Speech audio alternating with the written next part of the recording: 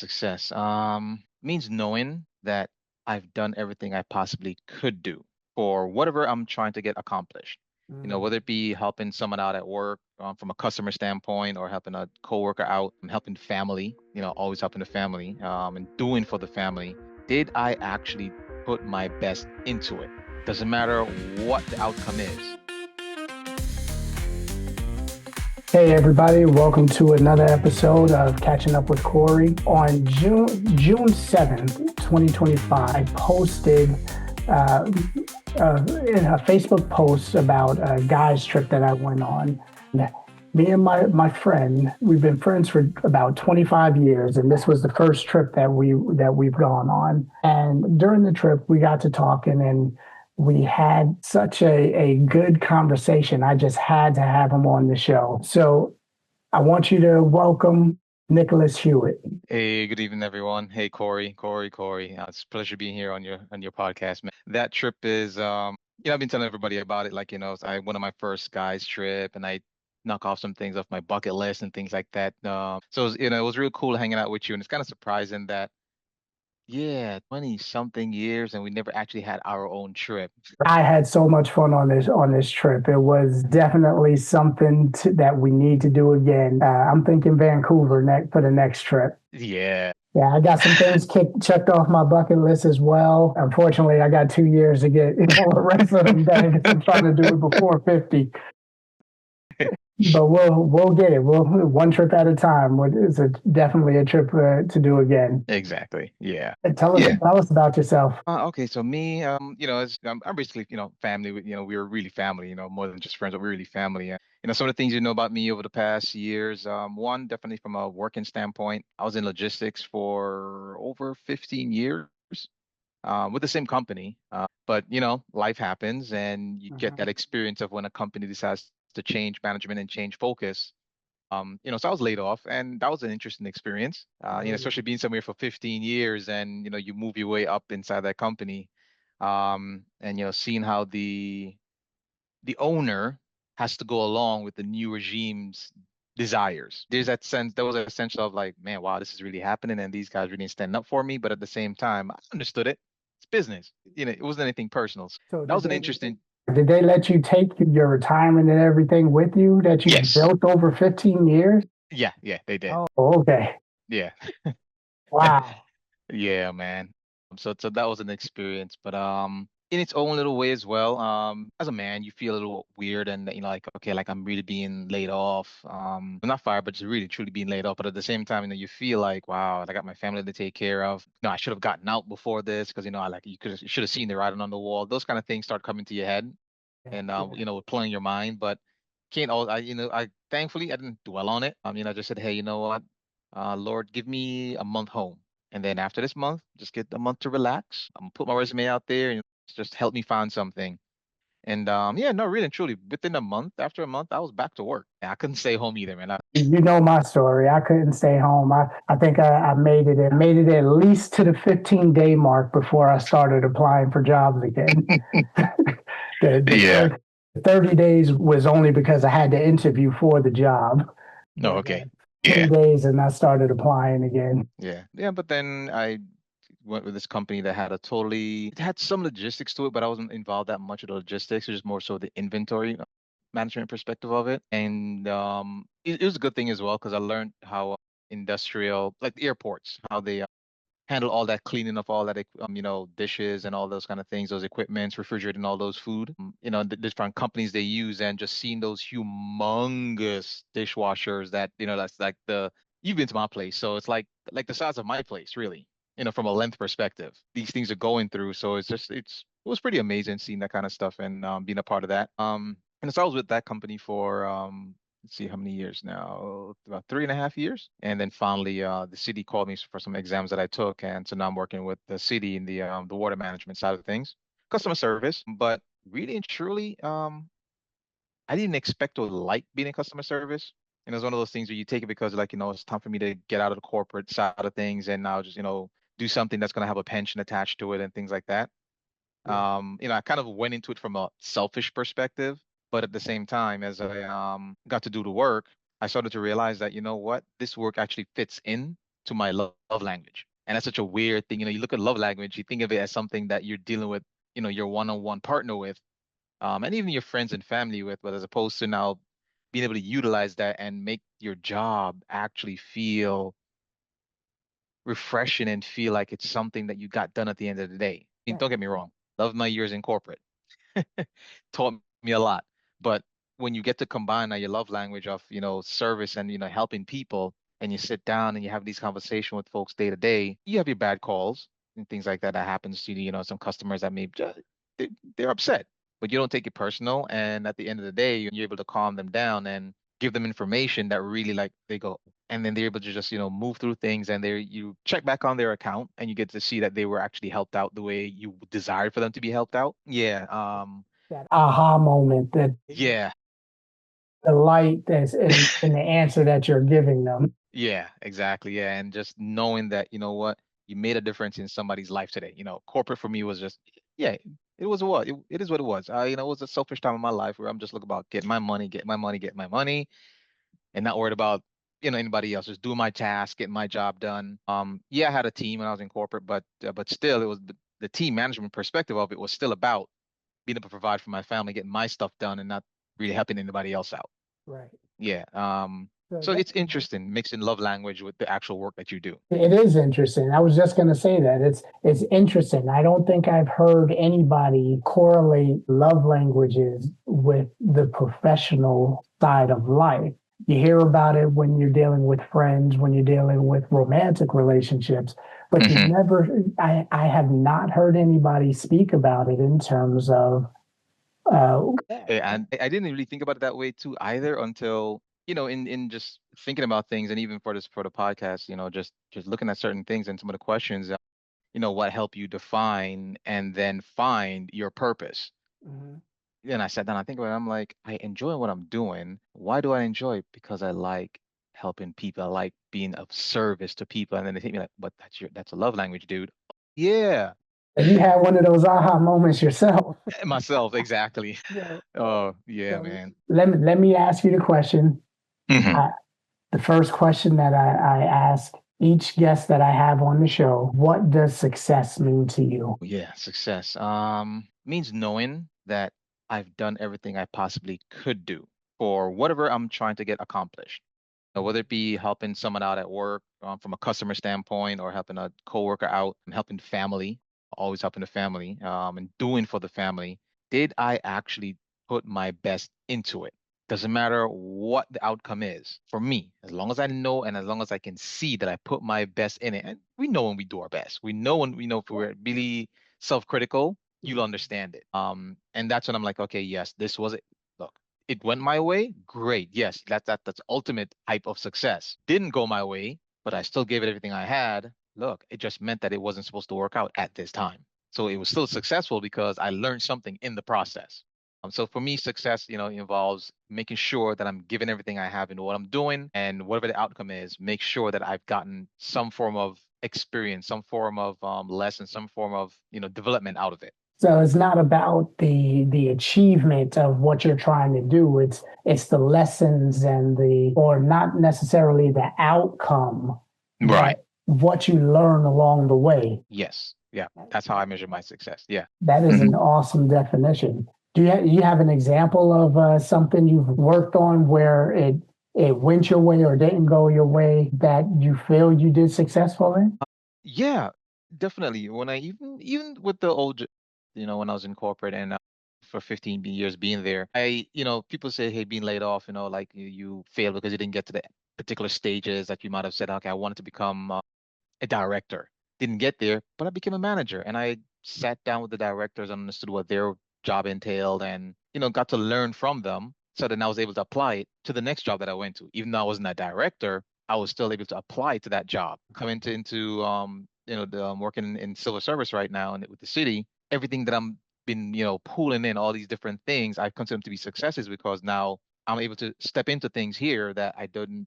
It's not my job, so to speak, but it's not about it being your job. It's kind of like it's just being able to have that experience and then share with others that my development and ability to see things from a different perspective to now help out my team. And everyone looks at me like, hey, you're the next manager. I'm like, no, I'm not gonna be the next manager. but you're my team and we're teammates. I'm here to help you however I can. And so for me, for me that's successful because people are now I'm able to do more for others from whatever potential failures that some might have seen it as in my past. And even with because as you know, I'm involved in the church and I'm involved with youths. And in life, my different experiences and being able to sit down with them and tell them about my, my screw ups. That's how I'll put it. Not That's how we'll failures, put it. That's but how we'll put my personal screw ups and being able to sit down and talk with them and seeing them having the aha moment that makes you realize like they're not going to make the same mistakes you made because of your transparency with them. For me, that's successful. Being able to see that light in their eyes when they understand from my own mess ups and not judging me for it. And even when I had a couple of weeks back, well, about a month or so back, I had a children ministry service, and to the young ladies that I was working with, I gave them a song. They did it, I helped them with it as well during the process. And from a, I want to say the word from a performance standpoint, it wasn't a quote unquote success, but the experience for them, and seeing that in them realizing that, hey, we were able to actually do this and we didn't crumble under the pressure like we thought we would have. Just seeing them get through it, for me, that's success. Success from the fact that we didn't achieve the goal that we wanted, but yet still seeing how they were learning from the experience as well. That now I call on them and ask them to do something. They're not like, oh no, I don't want to do that. It's like, okay, I can do it. it. The funny thing about that story, Micheline and I, for those that don't know, I think this is the first time I'm mentioning Micheline on the show. Micheline is my wife. We actually had a conversation along those lines with our kids. We've put them in situations where they had to do, like, for example, us growing up, we had to answer the house phone. We had that, hello, this is the Stokes residence. May I help you? We had to answer the house phone. We had to talk to people. We were made to go to the store to go get groceries and put into situations where, we had to learn to engage, Engage. right? So, and today, and not expect anything in return for our engagement. Today, it's like you ask people to do something, and the first thing they want to know, what's in it for me? Yeah. I had this conversation with some of my employees, and I'm like, I can give you the experience to help you grow. That's gotta lead towards something. Some It may yes. not be about the money. It may not be about the accolades or the Accolade. attaboys. Yeah. It's about the experience. You can take what I'm teaching you and use it to help you grow and move you further ahead. And maybe down the line or in your next position Yeah. that leads to more money or more fame or more accolades. You'll never get there if you're looking for those attributes first. Exactly. Have the experience. Yeah. And look, yeah, we get it, again, from us having the different experiences, that yes, they're taught now to say, hey, okay, because they're rewarded for everything they do, that they're expecting some form of a reward as opposed to no, learn how to do things. Going to the store by yourself when you're 5 years old and going to the store, going to the store for mom and pops down the street. Yeah, Being told you better bring me back the correct change. correct. Ooh, Oh man, those are those are some horrifying. And the store might not have been too far away, but still it felt so far away. Yeah. felt so far away back then. And you better have the right change when you got home too. Yeah, Or you got to go back for the right change. Yeah, that's that embarrassing feeling of knowing you were going back to the store, telling them like you didn't give me the right change. Like, yeah, yeah, yeah. But the experience gave you such a feeling of accomplishment that the next time you had to do it, it took some of that anxiety. out of it. Yeah, it Yeah. does. It does. So, and people today, when they look at the things that they're trying to do and they want to do, they're stopped short with a sense of anxiety about taking that next step. No, no, it really does. It really does. And especially with being able to, well, for us here in the city, like, yeah, you're pretty much forced to take regular public transportation. But at the same time, too, with Uber now, like they want to Uber everywhere they want to go. No longer taking a bus, no longer taking a train or what. It's like, no, I'll jump in an Uber. Like, you know how much that costs you? But okay, okay. The buses don't cost as little as it did when we were growing up, but I'm pretty sure it's less than an Uber to go across. Exactly. So, Nick, what habits have you developed throughout your career, throughout your life, throughout your faith Mhm. that have changed your life for the better? Oh, wow. See, for me, the habit involves consistency and really patience. It sounds really strange to say a habit of patience, but people say, oh, you got to learn how to be patient, learn how to be patient, learn how to, and everybody learns at the same pace that you do. If everyone knew or everyone is at the same level as you are, thought process wise, then you wouldn't be unique in that way. Then there would be no you, they would be here instead of you. Yeah, but believe it or not, yes, I had to actually develop the habit of patience. A lot of people don't look at that as a skill to learn. Yeah. I was reading, what was I reading? It was a book written by the art of manliness, and it's Mm.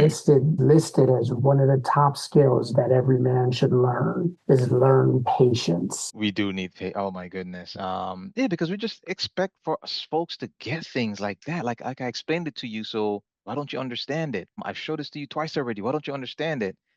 Come from being a manager, and really starting from just a regular teammate, when I was at my old company, I met, Choice Logistics, and I was with them. And I started as a regular support coordinator, and my supervisor had to be out for a while. So they said, hey, do you mind stepping in and just helping out the team? And I'm like, helping out the team, like, I just want to do my job, man. I don't have time for these people. But sitting down with them and, seeing everybody just understand what I had to do and taking my time and being forced to develop the habit of patience Mhm. and just sitting down with folks and making sure they understand what they're doing, because if they don't understand it, then it's a reflection on you, and then you're like, well, I don't want them to reflect bad on me. So that's kind of what helped me develop that habit of patience, because I didn't want others to reflect bad on me. It was selfish on my part, but just being able to sit back and say, okay, what's going on here, and realizing that in that patience, I then was able to realize I actually also like to teach. Okay, so in that patience, you found another passion. Yes. Oh, Yes. tell me Right. about that. Tell me about teaching. Uh, because especially when you're growing up and everybody's like, would you ever want to be a teacher? No. But then being in a position where, especially new people come on a job and you're sitting down with them and you have to explain the actual job to them, but not just explain it from, what's written in a manual, but from what that makes the manual understandable. Yeah, and I'll be then just giving that explanation to them and, watching them, do things, having to develop I'm gonna use the word coursework. Yeah, I have to actually develop a set of coursework to help new employees when they're on board and to learn how to do the job, because I realized like what we had wasn't sufficient. So taking my time to sit down and say, okay, take my time, put this thing together, and then I'll take the time to explain it to them so that they understand why I did this and develop that passion for it, for teaching and explaining to people what's going on, why are things happening, why does it have to happen this way first before you now do your own thing. And then it transitioned from, being at work in that setting and teaching to now it transitioned itself over into church, where I then became, actually I was a Sunday school teacher first. Then I became the district youth leader, where it involved teaching. And, so it's like I'm on both ends of the spectrum. Like I'm at the job teaching, I'm in church teaching, and you don't realize that. How did I get here? I got there because I learned how to be patient, and especially with sitting with kids and just sitting down and just watching them develop, and they're watching and seeing that, okay, what you're teaching is actually getting them somewhere. So I really really really really like teaching now. I really like sitting down with them, developing a plan and going through it. Didn't have the patience for that before. Maybe I'm a little bit obsessive about it now as I think about it. You get in front of the computer, you sit down, you start doing things on PowerPoint, and you start creating a little charts. You search in here and there all over the internet. You have your packets that they may say, order these packets. Then I have different websites that I go to and get different lesson plans from those websites. And even with those lesson plans, I still take the time to flip it in a way that I know that my kids are going to understand. So but then also now, it's not just about work, it's not just about church, but also in the home. Because, as you guys know, I was now married for 9 years, but we were together for like about maybe 12 years.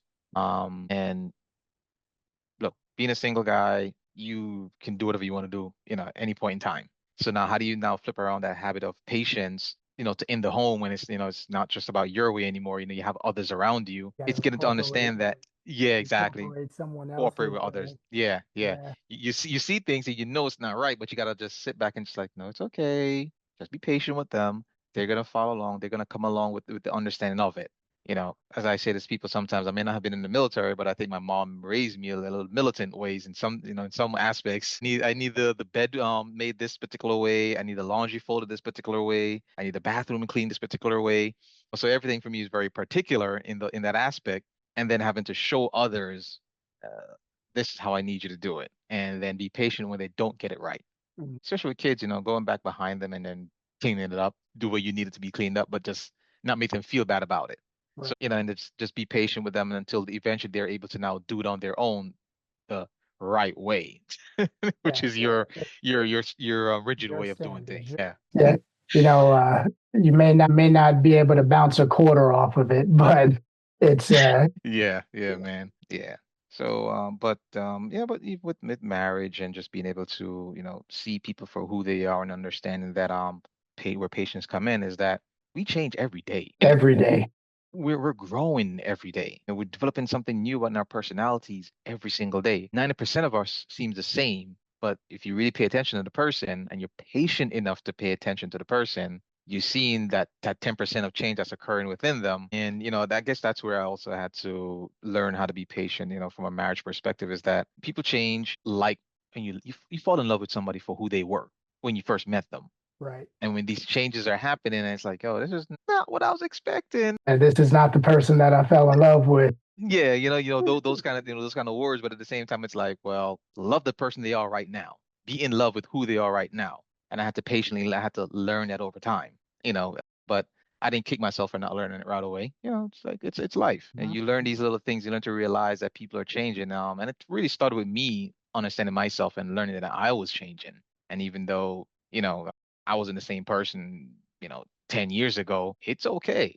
And that's the other thing too, being patient with myself Yes, to understand that it's okay. I'm changing. I'm not the same person. It's cool. Yeah. Am I changing for the better though? that's the And question. that's the question. Exactly. That's the Yeah. Yeah. question. Yeah. One of the things, as you know, Micheline and I talk about it all the time. When we met, we were 13, 14 years old. Here we are, late 50s. We're Hmm. not the same people as we were when we first met. Those Yeah. changes that you speak about, there's been quite a few over 4 decades, right? Over two decades that we've been married, but over the 3 decades that we've known each other, Hmm. we've seen a lot of changes in each other, and that patience to be able to love the person that we fell in love with, Yeah. Yep.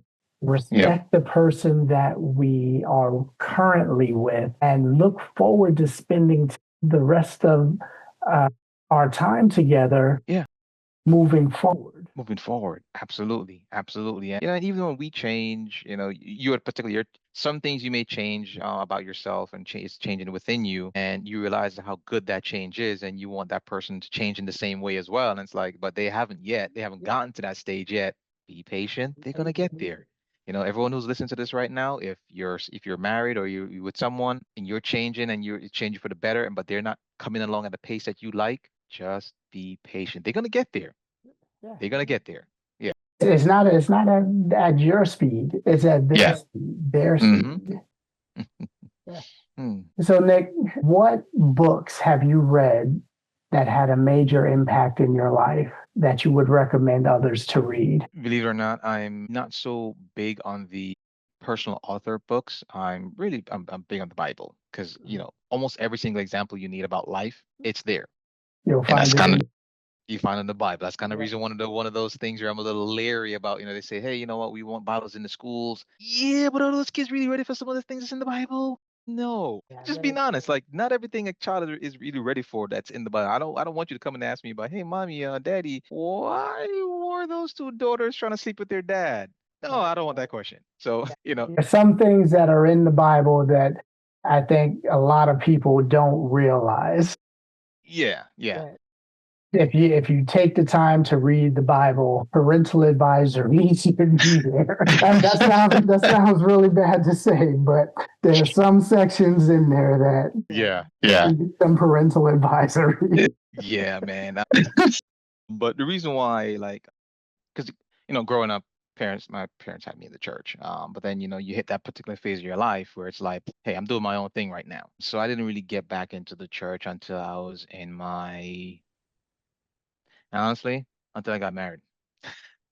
So I was in my 30s when I got back, and at that time now I had the real patience now to be able to read it and understand what I'm reading to see, okay, how am I going to make myself a better person from what I'm reading? Yeah.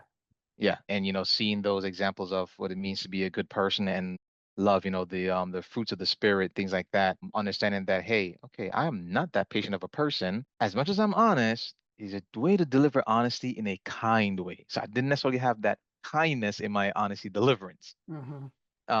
So I'm just sitting back and reading that, and then obviously, yes, then you'd be pick through different materials just to understand, okay, how do I make myself better from this? So there were some other books that I did read, yes, but I didn't really focus on who the books were by and things like that. It was more like, okay, how do what I'm trying to get from the Bible to make myself better, how do I look at these books and say, okay, take these pieces of how to help develop me? 'Cause the Bible's great, teaches you a lot of different things, but doesn't always, especially with the parables, doesn't necessarily is not always clear cut in how to How be to a loving interpret person. them. Yeah. But as we had our joke about the songs of Solomon, from being a husband and being a loving person and being affectionate towards your spouse, Hmm. Songs of Solomon had some words in there that I'm not that wordsmith when it comes to being able to talk to the ladies. But sitting down and reading that and understand how to speak to them is like, okay, all right, I got you now. Those ways about was pretty clear on how to develop as a person, but other stuff you have to look at it, read it, understand where it's trying to get you, and then on my own go out now and say, okay, how do I actually accomplish this? Take some reflection after you read. Exactly. Yeah. Yeah. Yeah. So, honestly, really and truly, I'm strange for me. Some people may say, well, but the Bible doesn't give you details step by step on every little thing that you need to be a better person and to develop and how to be successful, but it helps you see the pitfalls that are in life because of the different examples. Yeah. Okay. So Joseph, story of Joseph, where he had, was one of the 13 brothers, because the 13 tribes of Israel. Yeah. So brothers were jealous of him because, he's daddy's favorite. And he made the mistake of telling everybody that, telling the other brothers that, you're going to bow down before me. You Hmm. don't tell your older brother something like that. So what did that teach me? Hey, it may be the truth. But you don't need to go telling everybody You everything. don't need to go telling everybody. Exactly. And even having to at one point give a sermon about his story and really sitting down and understanding that in life we feel that we have it all together, and especially when it comes to relationships and those who are around, they always say, how can men get trapped in sexual harassment situations, like how can we be sexually harassed? There's no such thing. This guy literally was being sexual harassed and thrown in jail because he said no. So that also show that for me, lesson in that, and life lessons that help to teach me is that be careful, in not being too arrogant in Hmm. saying that, hey, you know what, I'm a guy and ain't no woman can sexual harass me, because no, it happens. No, it It happens. does happen. And there's even a story about it in the Bible. Exactly. Yeah, Yeah. don't ask me to quote it, but But I remember the story. what has taught me in the house do I learn to be a more patient and better person? Even the story of David and watching Bathsheba taking a bath, across the hall. I'm Hmm. gonna use the word across the hall. It's just again coming to recognize within yourself, like, hey, I love the ladies, but got to be careful with it. The fact that you can't be the kind of guy that's staring at every single girl that passes by you. So therefore, so now like when I'm driving now, now those guys who are breaking their necks trying to see that girl walking down the street, I'm like, guy, you're driving your car. You've seen a woman before. Let's not be David right now and get into some problems because you can't keep your eyes to yourself. The time and Over. place for everything. Exactly, exactly. Oversimplifying how the Bible is, really been my guide to make my life better. But this was some examples. Now, again, in life, and I guess one of my biggest failures, I would say, yeah, to use the word failure, the fact that my marriage didn't work out. So from that, from a Bible's perspective, that was an interesting time. Seeing it not work on being in the church, and having that sense of guilt, like like, man, I should have done everything. I should have done more to make this work out. But as opposed to understanding that even in the Bible it says, there's a season for everything. God wants it to work, but it's not everything that's going to work out. And for me, it was better that it didn't work out because, you have to grow from certain things. You have to grow from certain failures. And I think I've grown over the years from the failures that came from that. Especially being, again, different levels of patience as well. There's different levels to having to patience. Understanding how to truly get into my love language and get into the other person's love language. Seeing where you may feel like you're doing everything right and you're not. When you self-analyze the situation, you see, okay, where you messed up and be better from it. So, as much as things didn't work out there, I'm actually feeling like I'm a better person because it didn't work out. Learned lessons. Yeah, learn lessons. Yeah, what else I would say? But from what I would tell myself though, if I was to get married again, or even if I was younger and I was, could speak to my younger self to say, hey, okay, I know you're about to get married, because yeah, what did also did that teach me? Don't ever feel like you as a parent, don't ever feel like there's nothing left for you to teach your children. Yeah, because my parents have been married now for I can't even count how many years they've been married. I won't even try. But I guess like my dad, like you and I, guess you and I, our relationship that we're developing, especially over our weekend, to talk to each other just direct and straight. If I had that relationship with my dad, a lot of the things I probably experienced, I'd have been more prepared for. Mm-hmm. Because I didn't see my parents argue and fight. I know they did, but I didn't see it. See it. I didn't hear it. So maybe if I had a conversation with him about, hey, this is how I manage us not arguing in front of you, but these are some of the things we argued about. Yeah. Those type of conversations would have been good. Would have taught you how to deal with it and when you faced it. Exactly.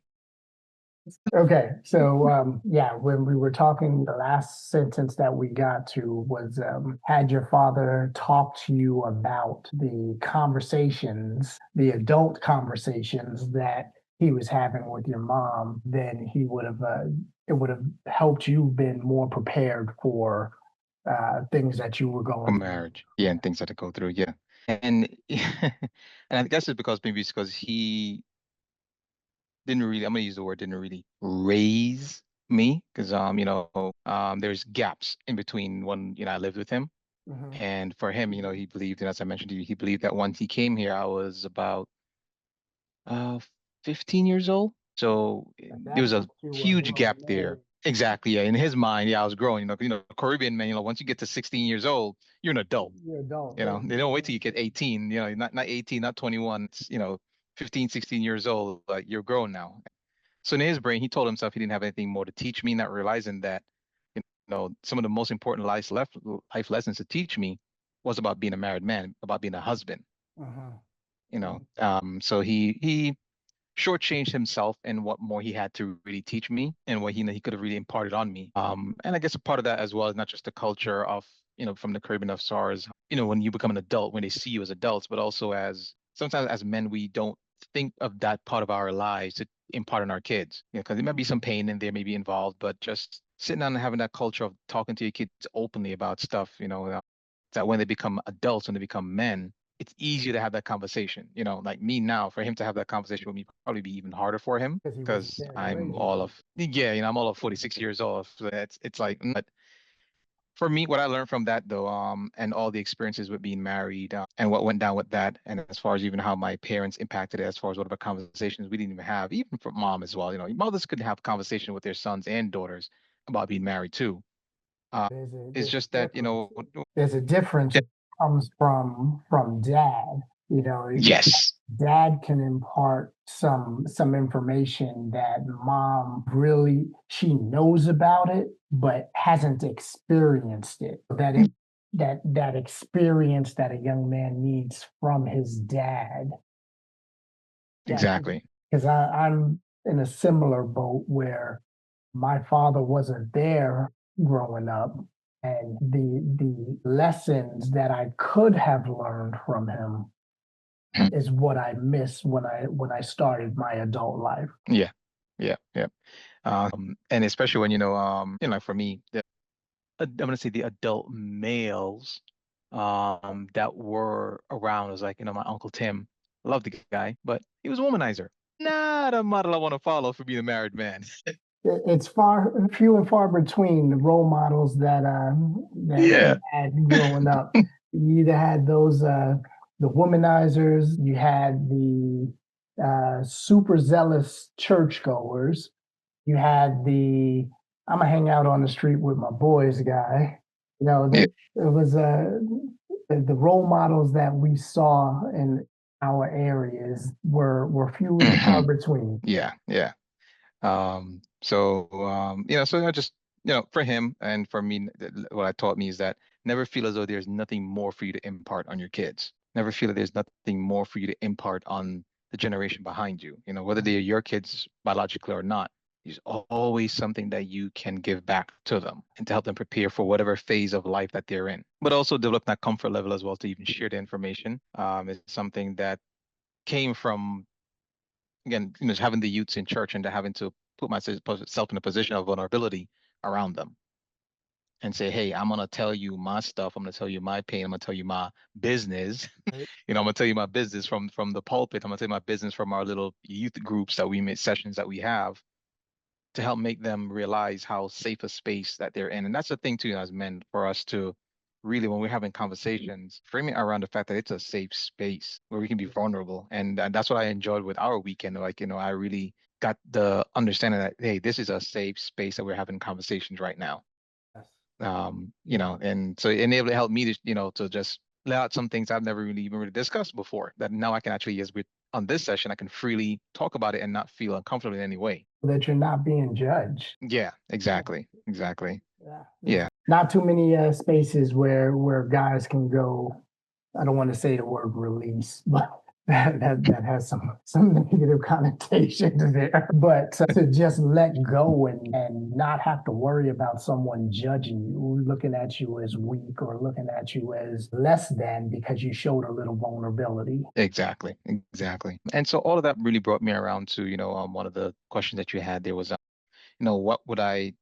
what lessons or what advice would I give my younger self? That was going to be my next question. It all comes back around to just having grace, and just giving yourself some grace. We always talk to other people about, hey, don't be so hard on yourself, but we don't really tell ourselves that we're more about pushing ourselves, especially men, we're more about pushing ourselves and being hard on ourselves. And it's okay to have some grace for yourself. It's okay to say, you know what?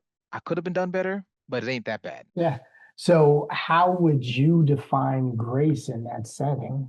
Okay, good question. Just allowing myself to, I would say grace is when you say giving yourself grace is the sense of yeah, not stressing on the things that you didn't accomplish, not stressing yourself out about it. Being more, like I said, as I got older, I was able to more focus on the realizing that my quote unquote failures, even within it, there are successes. That's the advice I would give myself, my younger self, as when it comes to grace is, hey, just look out and just pay attention to the lessons you learned, the things that come across in the process, what you learn and what you gain in the process, not the outcome. Or give And that's where I say where the grace comes in.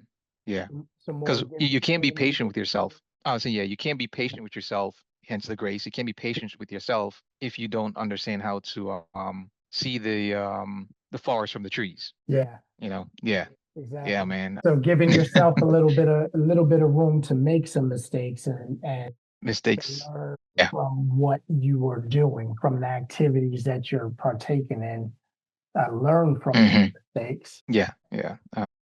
Because yeah, I mean, look, we've all made a ton of mistakes, and how much of those mistakes are we quietly beating ourselves up about instead of just saying it happened? It Yeah, happened. That's just it. It happened. All right. Now what are we gonna do rather than sitting on it? What are we gonna do now to grow from this? And also, yeah, I guess I would also to my younger self, you know what?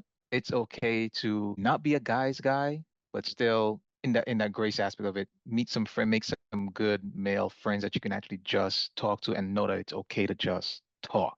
Don't worry about the whole, oh, he's soft because no, you're not soft. Mentally, we need that release. We yeah. need mental grace and we also need emotional grace. And emotional grace comes from having those friends that you can just sit down with, let it out, and not be judged. Yeah, because I So again, we need that space that we can talk and not be Yeah, judged. and not be judged. Yeah. Yeah, as much as we may have the barbershop, I mean, I ain't got much to hear anymore for the barbershop, but the barbershop talk only can go but so far because you're still in public. Yeah. Yeah, yeah. So Yeah. So yeah, man. So we talked about some of the things you saw as failures. We talked about your definition of success. What's an area that you feel you've been successful in? Okay. An area that I feel like I've been successful in, honestly, is having a home setting that I can have that anyone that comes around, they're comfortable. They feel that they're in a good place that allows them to be themselves, but also the best version of themselves. Oh, you brought it You there. know? That's deep. Yeah. Because look, man, not everywhere you go, you want to put your head down. You go play some places and you're like, okay, like how soon can I get out of here?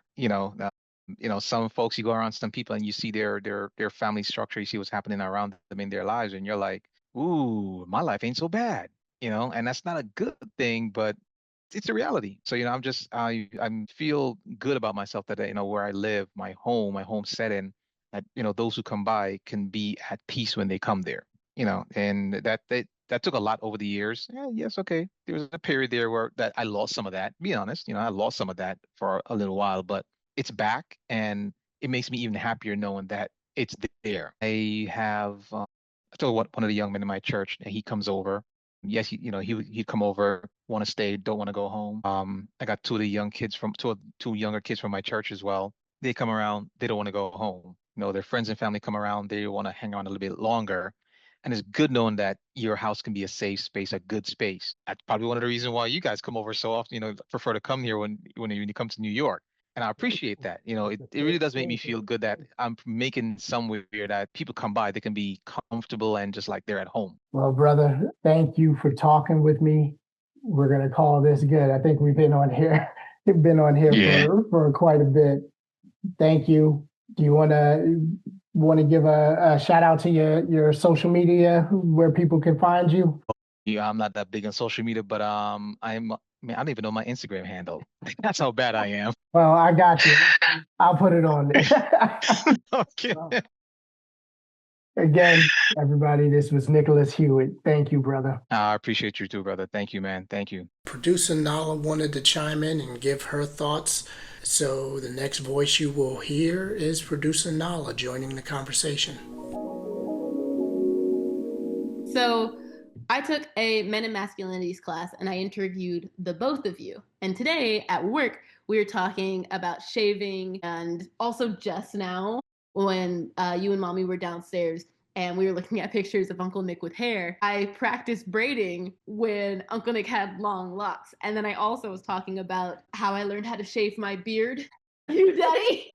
And my coworker was like, "What do you mean your dad taught you how to shave?" And I was like, "What are you talking about? My mom doesn't have a beard. How is she going to teach me how to shave?" And so, yeah, we were just talking about how when me and Nolan were younger, we would put shaving cream on our face and we'd use a spoon to shave with you in the mornings. And those are the things that, like, it was a very short but very deep conversation about, like, quote unquote, what is manhood. And I was like, well, you guys learned how to Hmm. shave, and I'm also learning how to shave with my dad. So, what is manhood? Because I'm also learning how to be a man from my father and what a man should be. And then my dad's teaching me how to shave my beard, but also I'm learning how to braid on my godfather's long, luscious locks. So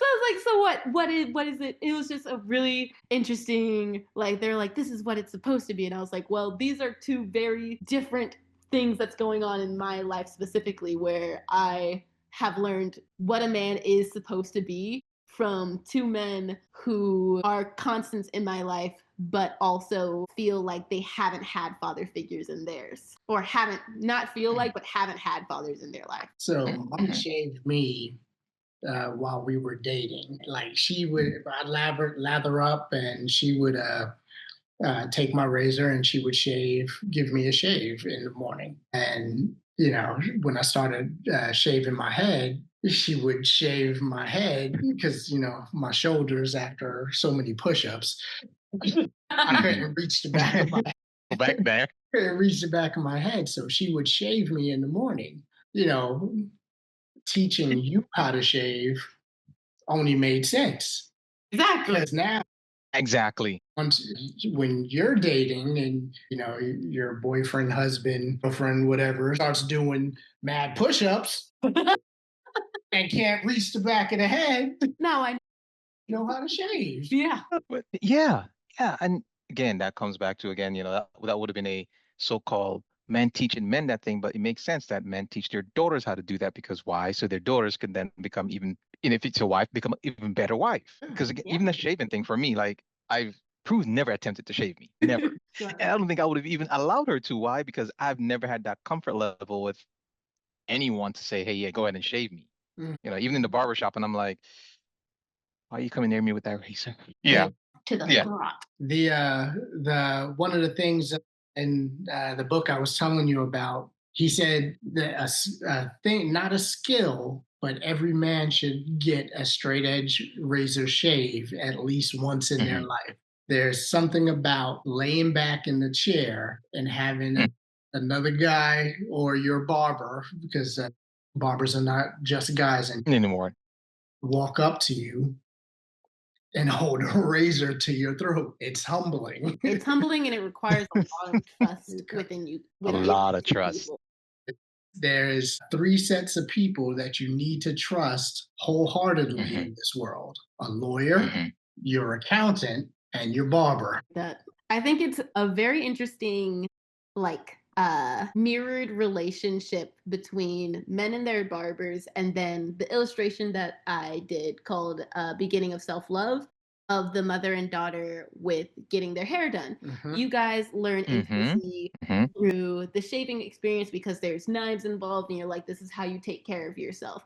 When it comes to mothers and their daughters, they're like, this is how you take care of yourself. We're going to spend a whole bunch of time learning how to take care of our utensils, take care of ourselves, and we're going to get to know each other by the fact that we're spending hours together at a time.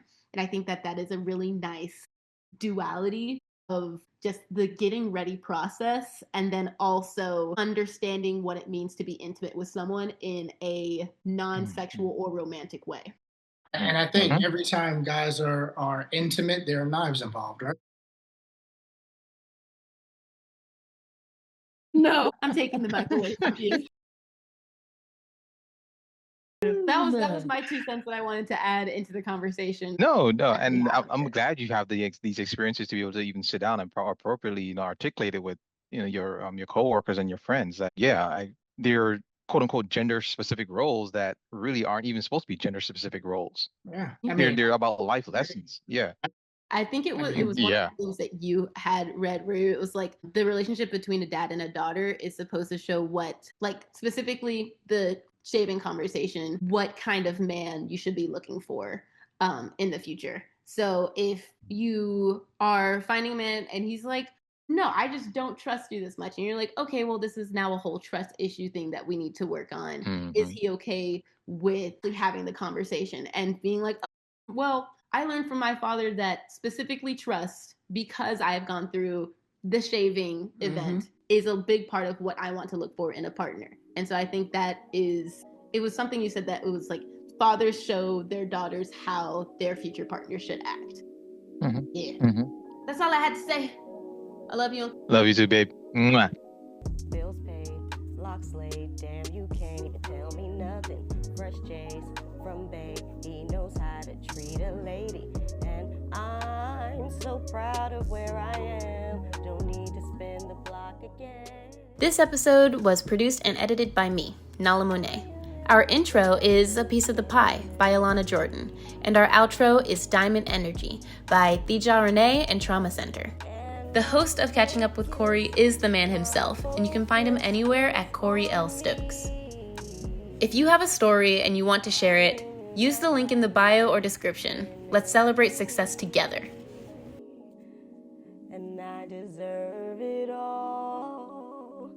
I deserve all that it brings.